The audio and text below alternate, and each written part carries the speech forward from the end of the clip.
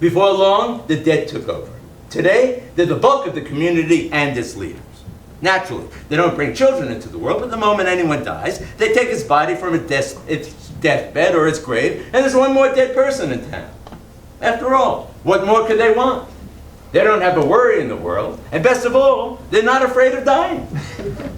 They eat in order to say the Lord's blessing, but it's not as if they actually suffer from hunger, or thirst, or congestion for that matter. 100 of them can live together in one room since they don't even need air to breathe. Nothing bothers them at all. The more knowledge, the more sorrow, it says in Ecclesiastes, and they know nothing and are happy knowing it as long as they can stay asleep in the world of illusion. Problems of life don't concern them. They ask no questions, have no doubts, feel no anguish, never eat their hearts out over anything.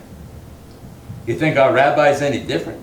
He may once have been an active living man, but today he's just a ghost. He walks around through the world of illusion, regarding life as though in a dream. And the judges of our rabbinical courts are all corpses too, which doesn't prevent them from handing down decisions for the living as well as the dead, presiding at circumcisions, officiating at weddings, and reciting blessings on public occasions. Who leads the prayers in our synagogue? A corpse. He's perfectly well versed, but he looks dead, sounds dead, and drops everything and runs if a rooster crows. Our most prominent citizens, our public benefactors, our communal leaders, the whole who's who of us, they're dead men, every one of them who were buried long ago. That's why wherever you go, there's such a stench in the air. In the synagogue, in the bathhouse, in the street, there are corpses all around you. And you, my friend, what exactly are you? Me? I'm only half dead. Jumping out of the wagon, he disappeared among the trees.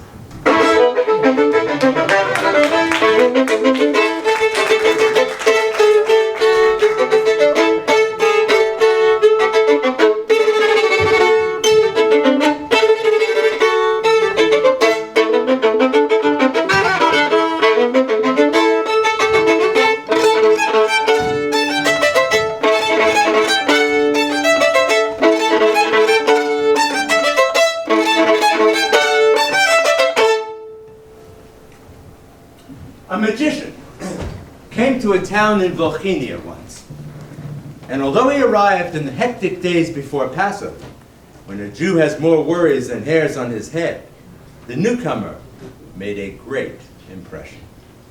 Indeed, he was a walking mystery. He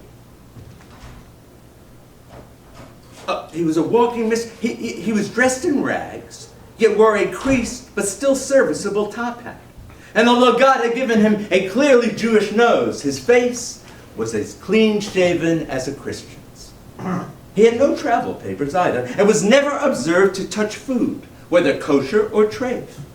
It was anyone's guess who he was. If you asked him where he was coming from, his answer was Paris. And where was he going to? London. So, what was he doing in Volhynia? I lost my way. And by the looks of it, he had come on foot. And he never went to synagogue, not even on the Sabbath before the holiday. And if a crowd gathered round him, he would vanish, as if swallowed up by the earth, and then reappear on the far side of the marketplace. Meanwhile, he rented a hall and started putting on magic shows.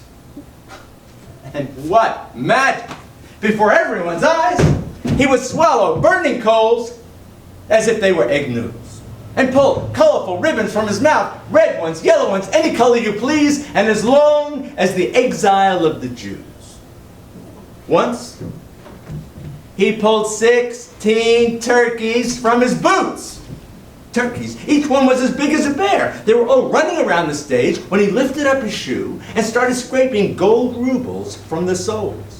And everyone was still shouting bravo when he let out a whistle, and fresh rolls and challahs flew through the air as if on wings, danced in a circle on the floor, and then stamped angrily on the ceiling.